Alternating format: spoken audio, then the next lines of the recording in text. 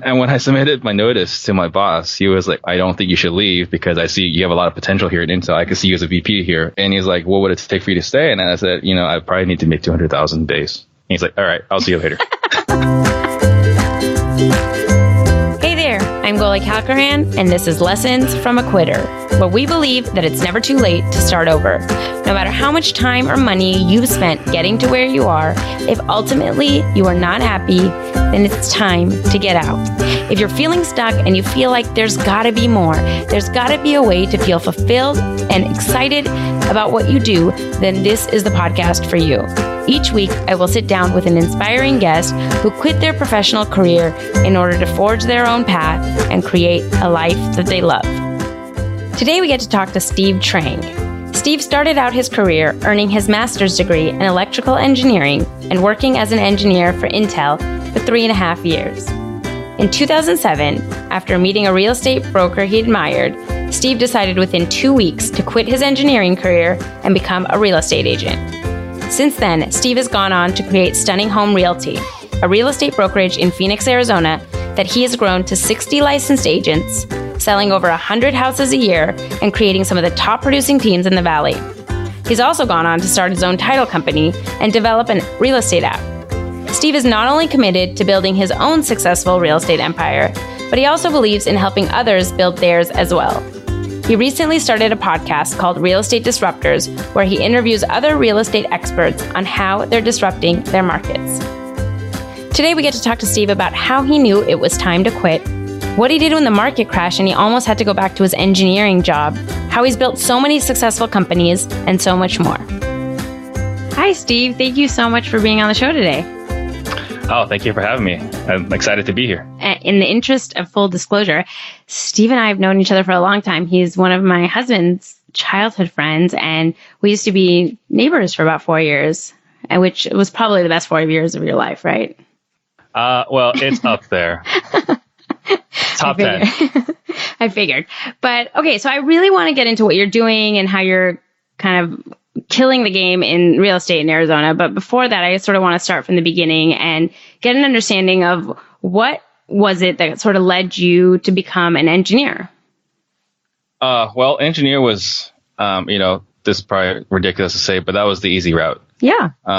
That was, mom and dad raised us, they worked their butts off for us to go to school, get good grades and, be in honors classes. And, for a while I didn't get in honors classes. That was an embarrassment, for a short period of time. And then there was, your cousin got a full scholarship to ASU and then you got another cousin got a full scholarship to ASU. So you have to. Right. And so they specifically moved us to Chandler to be in a better school system. And that's where I met Paige and Javen and all the other really good guys. So in doing that, fortunately, hate to be stereotypical, but being Asian, I'm gifted at math. And that just led to engineering. And it was funny. I told Parvis, Paigeman's dad, a while ago that, he was one of the guys that convinced me to go to electrical because when I signed up at ASU, I was going to be software. Oh, really? And he said, you don't want to do software because electrical is harder and you can always do software later, but if you're software, you can never go electrical later. It's that makes sense. That's interesting. Well, first of all, so just so people know, Pejman is my husband. He's also an electrical engineer and Parvis is his father. So you could have been killing it as a software engineer and he derailed your career. I could be making like $500,000 in stock options in a year right now, doing something crazy. You could have started the next huge startup and he ruined that for you.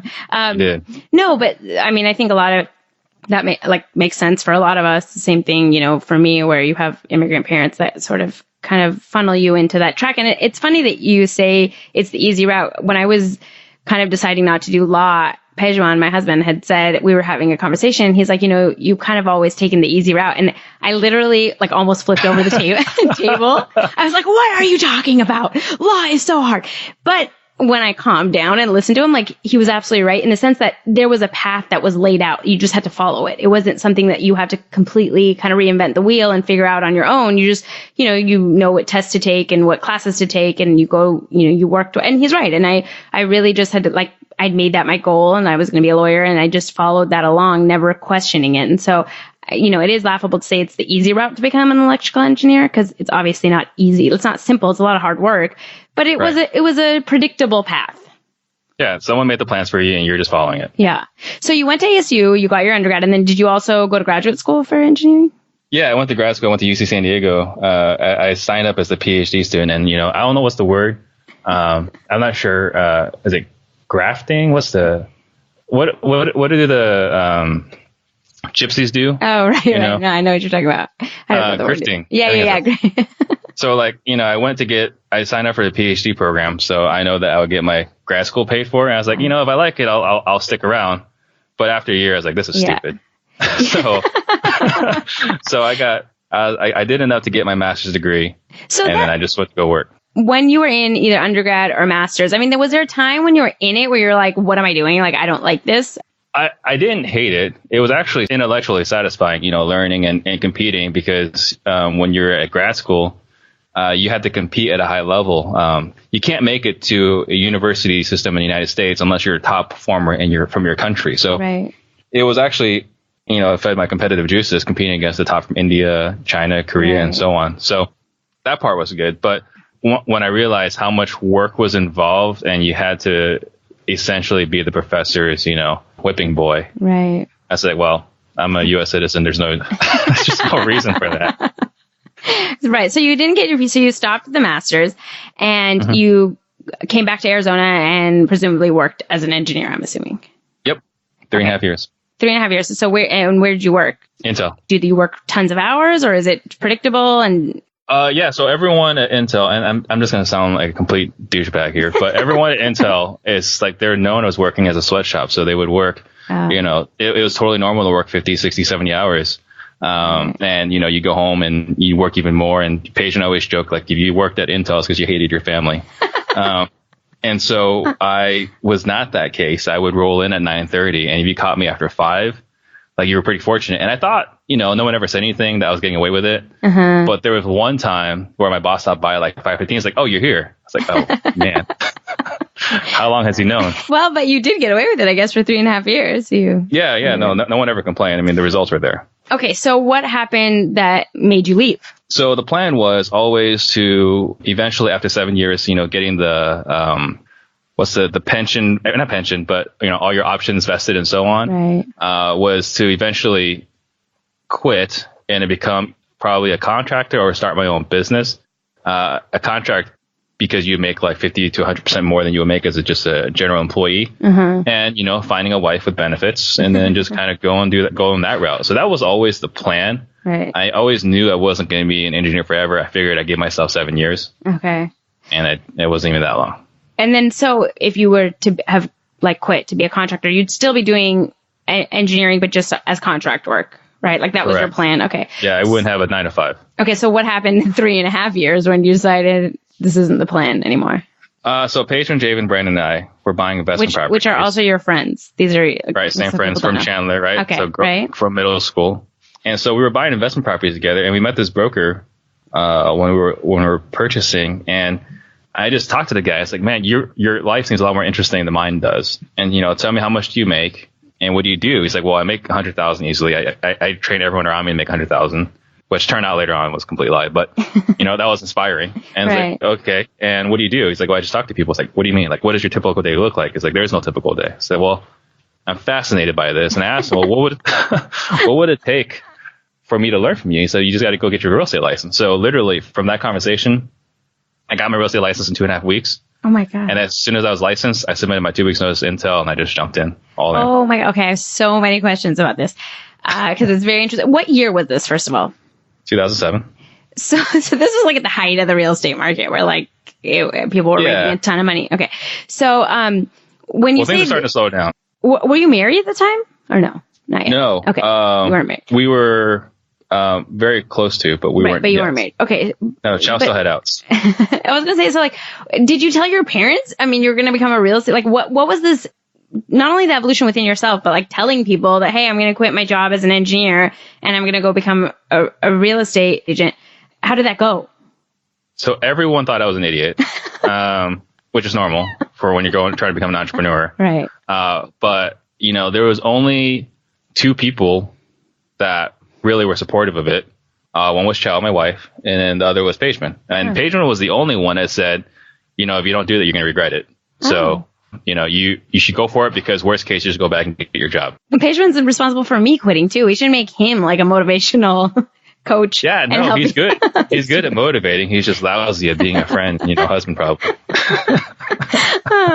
So it's nice that Zhao, your future wife, was supportive. But what did your parents say when you told them? You're stupid. Why would you leave a stable ground?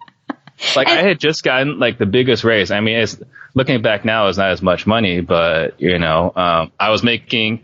So when I quit, I literally got 3 weeks before I got a 23% raise. Oh wow! I was making $85,000 at that point base. Mm-hmm. With stock options, benefits, and everything, it could have got to 115. Whatever. Right. But and when I submitted my notice to my boss, he was like, well, I don't think you should leave, because I see you have a lot of potential here at Intel. I could see you as a VP here one day. And he's like, what would it take for you to stay? And I said, I probably need to make 200,000 base. And he's like, all right, I'll see you later. But I'm still in contact with him. I mean, he's a good guy. Yeah. This is a very, I think, unique story. A lot of people make the jump. I don't think they make it that quickly. And I think there's a lot more doubt. So how did you kind of push past that doubt? Or did you have a time when you thought hey, this is kind of crazy, I shouldn't be doing this? No. I mean, I guess there's a little bit, but I've always had, and this about me, I have an amount of irrational confidence. I do know this about you. So and there was Brendon Burchard, who's someone I started following recently. What he says is real confidence is knowing that you'll figure it out. And I've always had that about me. Even, there's no reason for me to think I could do something and I'll be able to do it. And for example, golfing, I actually quit it because of cognitive dissonance. I just expected to be amazing at it, and it just was not the case. And I think that you said, let's say you tried this for a year or two and it didn't work out. Could you just reasonably go back and get a job as an engineer? Or would they say oh, you've been out of the field because in law, sometimes it's difficult to go back after a couple of years. But I don't know, was there you had that safety net where you could just go back and be an engineer? Well, so I actually did try to exercise that safety net, because it was really bad in 2008, 2009. So I actually did go back. Oh, really? And say, hey, is the job still available? And they said that, they said no, but it wasn't because of me. It was because the economy was so bad. Right. If you remember, they're we just don't have the resources to hire anybody. I was like, okay, well, let me know if anything changes. Right. And I just kept, humming along, and I'm glad they said no. Well, okay, I'd love to hear more about that. So you started in real estate in 2007, and this was this broker that you met. So were you working for him originally? Yeah, I worked at his brokerage. So he was the owner of the brokerage, and it was basically me and him for the longest time. Nobody was selling real estate at that time. We kept pushing forward. There were no options, there was no choice. So you had to keep hustling. And there was, I'll be honest, it was tumultuous, right? In the marriage, there's the number one reason why people break up in marriages is finances. And there was that time. So, but there was no choice. You got to keep going. And so eventually I got into short sales, and then I got an REO, foreclosure properties. And then as things changed, I continued to develop myself. And I wasn't doing a whole lot of personal development. I did some, but I became kind of obsessed with it, I want to say around 2010, 2011. How did you get into that? And you still do a lot with coaches and mastermind groups. And so kind of tell us how that has shaped what you're doing now. Well, I think, once your eyes kind of open to it, you start looking at, what are you into? What are you learning? And that conversation just led to more, what they're into. Mm-hmm. And it still happens today. There's one guy in town who's just, blowing me away. He's one of the top 10 agents in the Valley. And I talk to him every other month. In fact, he's going to be on my podcast in about a month.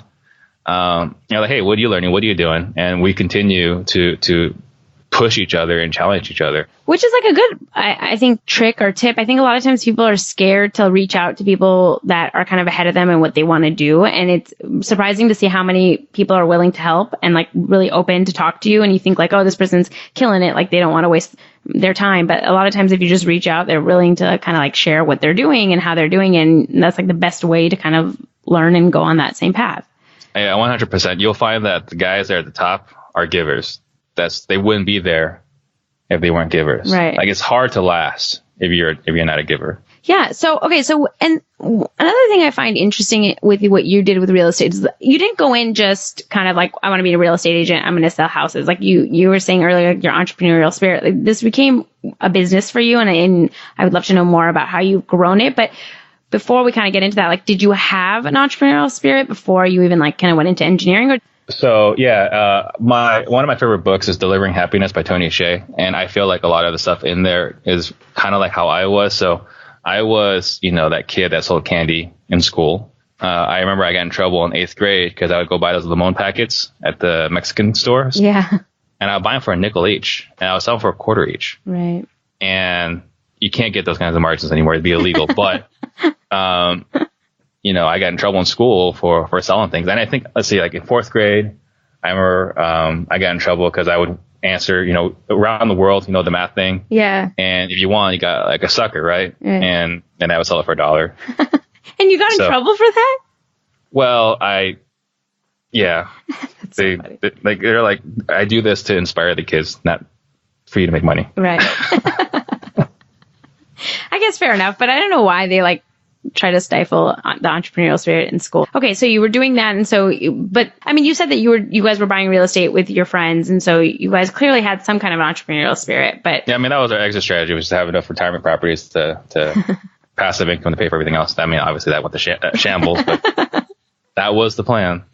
But that's even interesting that you guys, how old were you guys when you started that? Let's see. So when I moved back here, I was 24, 25. Yeah. You don't see a lot of 24, 25-year-olds thinking about the retirement strategy. Okay. So you get your real estate license and you're kind of plowing through. And then how do you get to where you are now, where you have this brokerage that has 51 licensed agents and you're selling, 100 houses a year and creating top producing teams? How does that happen over the years? When I first started, I struggled a lot. I racked up a lot of credit card debt, and I tried everything. They call it shiny object syndrome. Right. So it's like, hey, this will help you get more deals. Okay, I'll pay for it. And there was a lot of stuff out there that didn't work. And then after that, I got into short sales because that's where the market was, and I became the short sale expert because they were saying, the riches are in the niches. So I would advertise that I was the short sale expert. And then after that, I got into foreclosures. I was chasing the bank listings, and I was able to land a couple of those through sheer good luck. Somebody was stealing, one of the other agents was stealing money. I don't know why. If you're getting all these bank properties, he got fired, and they're like, hey, we need somebody, and they're like, hey, you're good enough. It wasn't qualified or whatever. It's like, yeah, I wasn't next in line. I didn't do all those things. They're like, we just fired this guy. You're here. You get the job. So that was very, very fortunate. And then as the foreclosure started winding down, I kind of see that I needed to change something because obviously what I've been doing will not continue to work. And so I was investigating a couple of different coaching programs. There's Brian Buffini, Mike Ferry, Craig Proctor. Those are some of the biggest ones. And were they coaching programs specifically for real estate? Okay. Yeah. And then there's a guy in town, Russell Hsieh, who's a monster. He's a behemoth in the business. And I reached out to him. I was like, hey, Russell, can I buy you lunch? And he said yes. And then we sat down. I said, hey, this is where my business is at. I don't think foreclosures are going to stick around much longer. I need to make a shift. Here are the things I'm looking at. What do you recommend? And he said, I know 2 people that are doing very well with Craig Proctor, so you should go do that route. So I did. And once I started doing that, I realized that I wasn't getting any more value from my own broker. So I said, well, I'm going to open my own brokerage. And when I opened my own brokerage, it was purely for selfish reasons. It was because I didn't want to pay a split anymore. Mm-hmm. And I didn't want to have anyone to approve my advertising. And so I did that. And in hindsight, it's not, you don't get to keep more money. You just pay in other ways. Right. But as I was doing it, I saw, a bunch of other people were saying, I like what you're doing over there. I'd like to join you.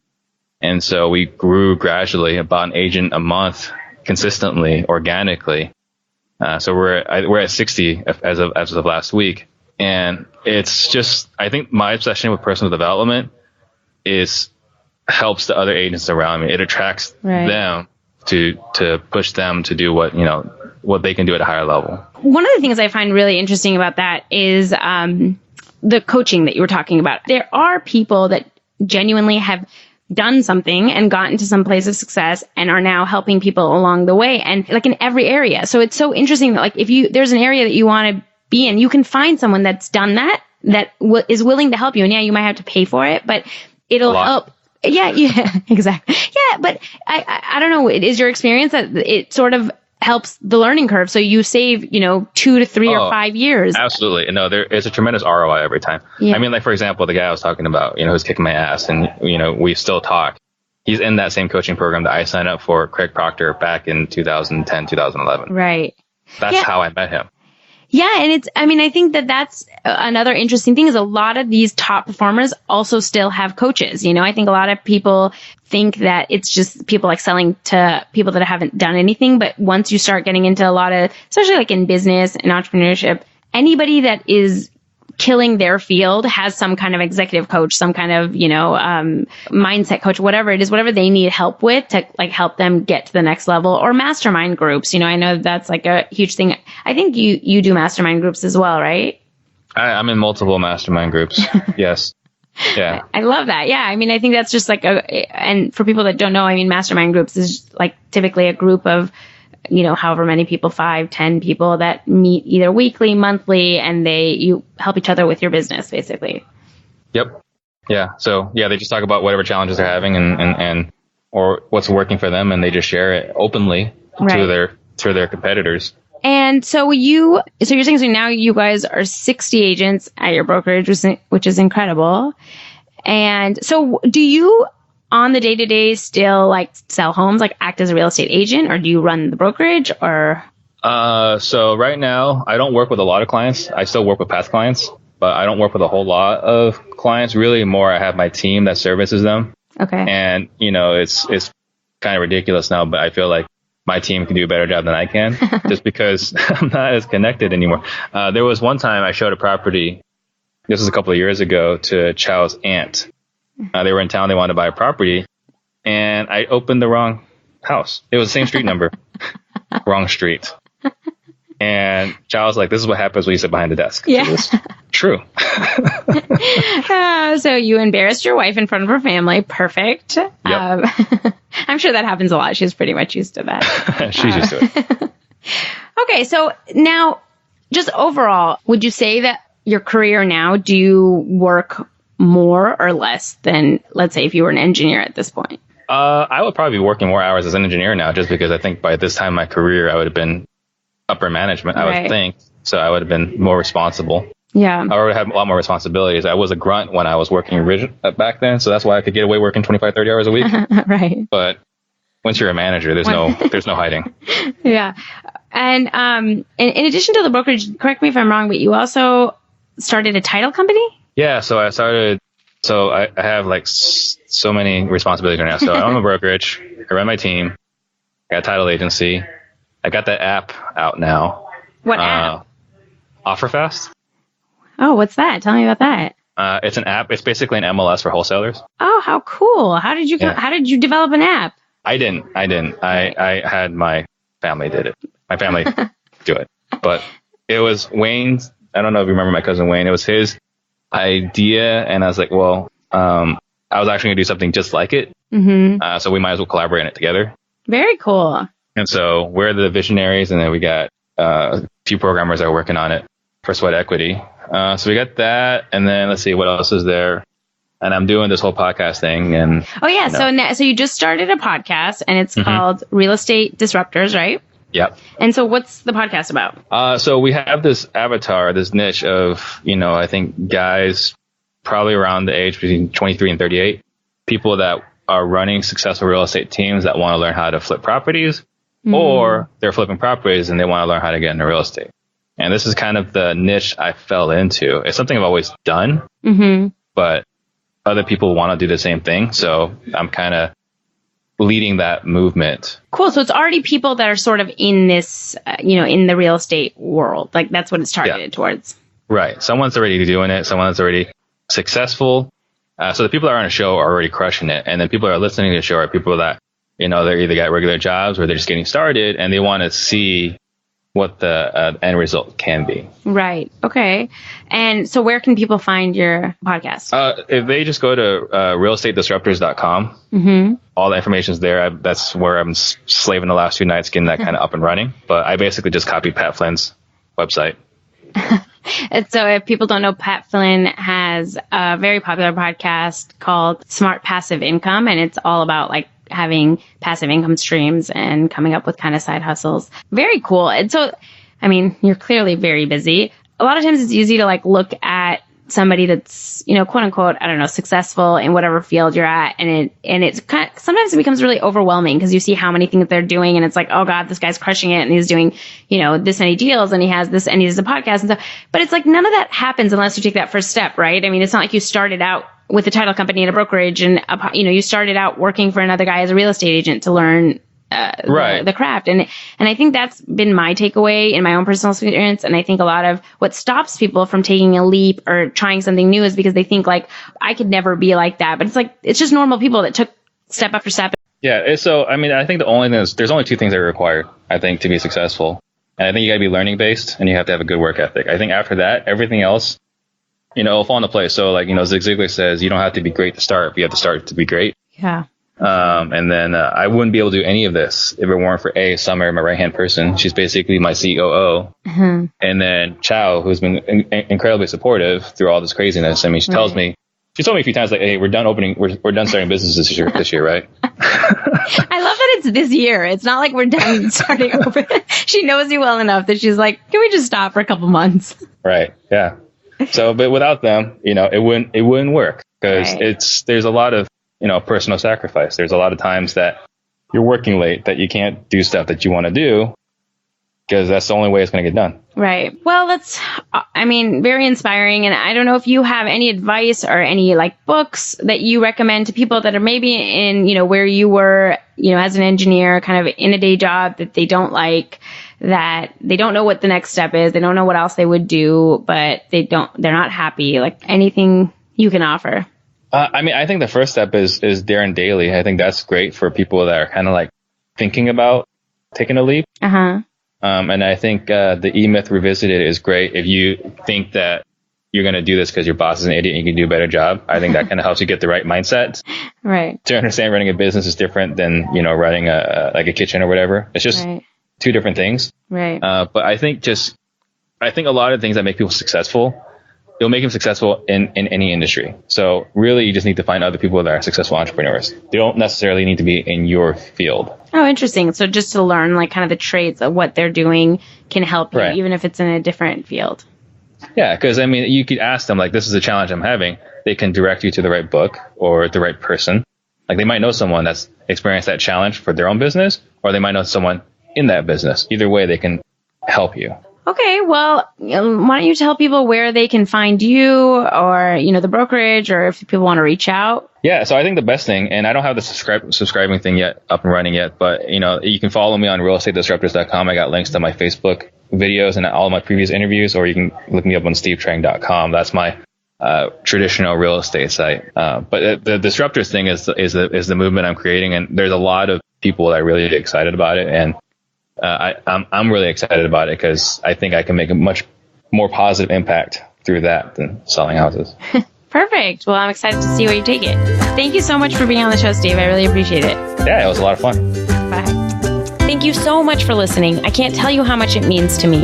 If you liked the podcast, please rate and review us on iTunes. It'll help other people find the show. If you want to connect or reach out, follow along on Instagram and Facebook at Lessons from a Quitter and on Twitter at Quitter Podcast. I would love to hear from you guys, and I'll see you on the next episode.